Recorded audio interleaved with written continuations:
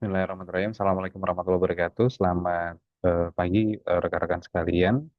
Hari ini kita akan membahas materi atau topik lanjutan untuk pertemuan 9 terkait eh, mata kuliah akuntansi aset.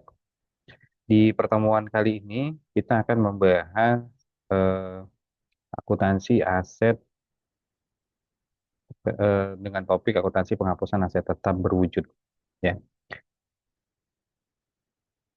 Kalau kita mengartikan penghapusan aset tetap, itu didefinisikan sebagai suatu proses yang melakukan eliminasi aset tetap dari pembukaan perusahaan ketika aset tersebut tidak lagi memberikan manfaat ekonomi. Proses ini melibatkan pencatatan transaksi yang kompleks yang dilakukan untuk memastikan laporan keuangan mencerminkan kondisi terkini atau aktual dari suatu perusahaan. Penghapusan aset dapat terjadi karena beberapa kondisi atau alasan. Salah satunya adalah penjualan, kemudian pertukaran, adanya kerusakan permanen, atau akhir masa manfaat ekonomis dari aset tersebut. Mengapa aset tetap dihapuskan? Ya, ini seperti yang saya sampaikan tadi, itu salah satunya masa manfaat berakhir, di mana aset telah mencapai akhir umur ekonomisnya dan tidak lagi produktif untuk operasi perusahaan. Kemudian dikarenakan kerusakan atau kecelakaan yang mengakibatkan aset ini mengalami kerusakan parah, mungkin karena bencana, ya, bencana alam misalnya kecelakaan atau kondisi yang tidak dapat diperbaiki kembali. Kemudian eh, penjualan aset, ya, karena perusahaan memutuskan untuk menjual aset karena mungkin tidak lagi memerlukan atau aset tersebut tidak diperlukan untuk mendapatkan likuiditas di perusahaan. Eh, Alasan lainnya adalah pertukaran aset karena aset yang lama ditukar dengan aset yang baru yang lebih efisien atau sesuai dengan kebutuhan operasional perusahaan. Ada beberapa komponen yang perlu dilihat dalam penghapusan aset, yaitu harga perolehan aset, di mana nilai awal aset pertama kali dibeli atau diperoleh oleh satu perusahaan.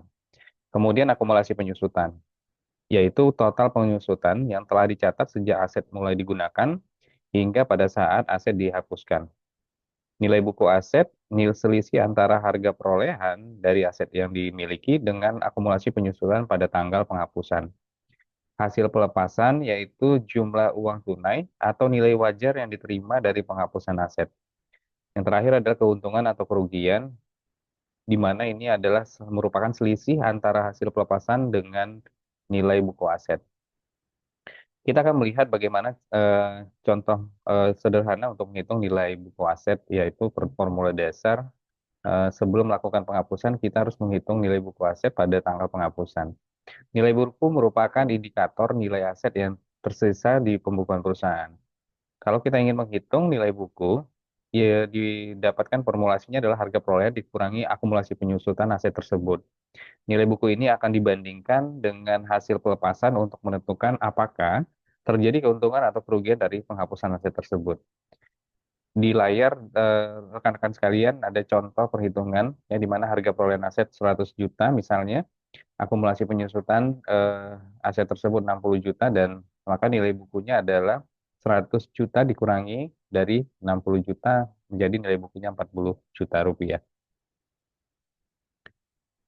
Ada beberapa skenario penghapusan aset tetap, ya.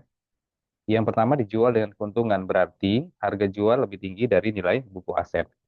Dijual dengan kerugian berarti harga jual lebih rendah dari nilai buku aset dan ini pastinya memiliki pertimbangan-pertimbangan khusus dari satu perusahaan. Dijual sesuai nilai buku berarti harga jual sama dengan nilai buku aset dan dibuang tanpa hasil berarti aset dihapuskan tanpa menerima kompensasi apapun. Bagaimana menjurnalnya? Ya, kalau dia dijual dengan keuntungan, ketika aset dijual dengan harga lebih tinggi dari nilai bukunya, perusahaan mengakui keuntungan dalam laporan laba rugi.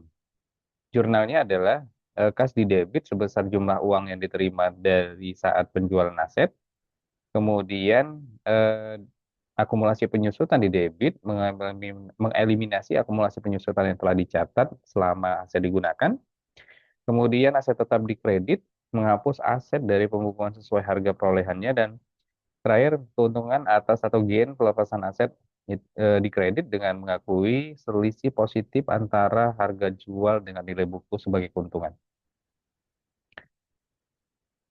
Kita bisa melihat di sini ada contoh ya penjualan dengan keuntungan. Data asetnya misalnya mesin produksi dibeli tanggal 1 Januari 2020 ya, harga perolehannya 150 juta rupiah. Akumulasi penyusutan per 31 Desember 2024 90 juta rupiah. Nilai bukunya berarti 60 juta rupiahnya didapatkan dari 150 juta kurang 90 juta rupiah. Berarti nilai dijual ketika dijual tanggal 31 Desember 2024 harga seharga 75 juta rupiah. Nah, di sini akan didapat karena nilai bukunya 60 juta, maka keuntungan yang diperoleh adalah 75 juta dikurang 60 juta, yaitu 15 juta rupiah. Bagaimana menjurnalnya? Kas dicatat di debit 75 juta, karena mendapatkan tadi 75 juta, kemudian akumulasi penyusutan mesin 90 juta di debit, dan mesin dikredit 150 juta, serta keuntungan pelepasan aset di kredit 15 juta rupiah. Sampai di sini mungkin rekan-rekan bisa melihat contoh-contoh lainnya ya untuk kasus yang penjualan dengan keuntungan. Nah, kalau dia jurnal penghapusan dijual dengan kerugian, ya kalau tadi ketika harga jual aset lebih rendah dari nilai bukunya, maka perusahaan harus mengakui kerugian. Nah, kerugian ini akan mengurangi laba bersih perusahaan pada periode tersebut. Di jurnal, kas di debit sebesar jumlah uang yang diterima dari penjualan aset, akumulasi penyusutan di debit mengeliminasi seluruh akumulasi penyusutan aset. Kemudian kerugian pelepasan aset itu di debit untuk mengakui selisih negatif sebagai kerugian dalam laporan laba rugi, dan aset tetap dikredit untuk menghapus aset dari neraca sesuai harga perolehannya. Ini contoh dari penjualan dengan kerugian ya.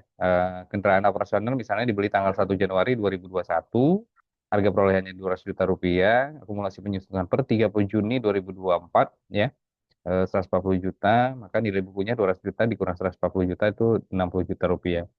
Kemudian kendaraan operasional ini dijual tanggal 30 Juni 2024 seharga 45 juta rupiah. Berarti karena nilai bukunya lebih besar dibandingkan nilai jualnya, berarti ya ada terjadi kerugian. Ya, di mana kerugiannya adalah 60 juta, selisih antara 60 juta dengan 45 juta, yaitu 15 juta rupiah. Jurnalnya kas di debit 45 juta, ya, akumulasi penyusutan kendaraan di debit kelas 40 juta, kerugian pelepasan aset di debit 15 juta, dan yang dikredit adalah kendaraan sebesar 200 juta rupiah. Nah, kalau penghapusan aset tanpa hasil pelepasan, ya, ada situasi di mana aset harus dihapuskan tanpa menerima kompensasi, maksudnya, ya, tanpa menerima kompensasi. Ini terjadi ketika kapan aset rusak total, usang, atau tidak memiliki nilai pasar sama sekali, ya. Dalam kasus ini seluruh nilai aset diakui sebagai kerugian. Jurnalnya adalah debit akumulasi penyusutan untuk menghapus seluruh penyusutan yang telah diakui selama masa penggunaan aset. Kemudian pelepasan aset di debit juga untuk mengakui nilai buku aset sebagai kerugian karena tidak ada hasil pelepasan yang diterima, dan aset tetap dikredit untuk mengeliminasi aset dari neraca sesuai dengan harga perolehan awalnya. Pertimbangan penting dalam penghapusan aset yaitu adalah yang perlu dipertimbangkan adalah waktu penghapusannya, dokumentasinya lengkap, ya, implikasi pajaknya seperti apa, dan bagaimana melaporkannya secara keuangan, ya. Karena memang dari sisi waktu penghapusan, kita harus memastikan penyusutan telah dicatat hingga tanggal penghapusan untuk akurasi nilai bukunya. Kalau dari sisi kelengkapan dokumen, ya, kita harus melakukan penyimpanan bukti penjualan, ya, pada saat sebelumnya, ya, perusakan atau alasan penghapusan untuk audit dan keperluan pajak nantinya. Dari sisi implikasi pajak, keuntungan atau kerugian pelepasan aset itu dapat mempengaruhi perhitungan pajak penghasilan perusahaan. Dari sisi pelaporan keuangan, keuntungan atau kerugian itu harus memang dilaporkan dalam laporan laba rugi periode berjalan. Dampak penghapusannya terhadap laporan keuangan pastinya yang ke neraca, aset tetap berkurang sesuai harga perolehan, akumulasi penyusutan dihapus, dan kas bertambah jika ada hasil penjualan. Nah, kalau dari sisi laporan laba rugi, keuntungan meningkatkan laba bersih, sementara kerugian pelepasan mengurangi laba bersih perusahaan. Dari sisi arus kas, hasil penjualan aset dicatat sebagai arus kas masuk ya dari aktivitas investasi. Kira-kira apa saja yang menjadi kesalahan umum dalam penghapusan aset yang perlu diperhatikan agar tidak terjadi? Yang pertama adalah tidak mencatat penyusutan hingga tanggal penghapusan. Nah, di sini penyusutan harus dicatat terlebih dahulu sampai tanggal penghapusan untuk mendapatkan nilai buku yang akurat sebelum aset dihapuskan. Jadi bisa menggambarkan nilai yang wajar. Salah menghitung nilai buku, ya. Kesalahan dalam mengurangi akumulasi penyusutan dari harga perolehan itu akan menyebabkan kesalahan dalam menghitung keuntungan atau kerugian. Kemudian tidak menghapus akumulasi penyusutan. Akumulasi penyusutan itu harus dihapus bersama dengan aset untuk menghindari saldo yang menggantung di neraca. Dan yang terakhir adalah mengabaikan implikasi pajak. Kita mengetahui bahwasanya keuntungan atau kerugian dari pelepasan aset itu dapat memiliki konsekuensi pajak yang harus diperhitungkan ya dalam perencanaan pajak nantinya. Akhirnya, teman-teman, kita mencoba untuk mengambil beberapa kesimpulan dalam topik ini. Yang pertama adalah bahwa penghapusan aset itu merupakan proses akuntansi yang penting dan harus dilakukan dengan cukup cermat, ya, teliti, ya, untuk memastikan laporan keuangan mencerminkan kondisi aktual perusahaan. Kita harus memahami komponen perhitungannya, baik itu harga perolehan, akumulasi penyusutan, dan nilai buku dan ada menjadi dasar perhitungan. Mencatat jurnal dengan benar, memastikan bahwasanya semua akun yang terlibat dicatat dengan tepat sesuai dengan skenario penghapusan. Memperhatikan dampak akan terhadap laporan keuangan, sehingga keuntungan atau kerugian itu akan mempengaruhi laporan laba rugi dan posisi keuangan.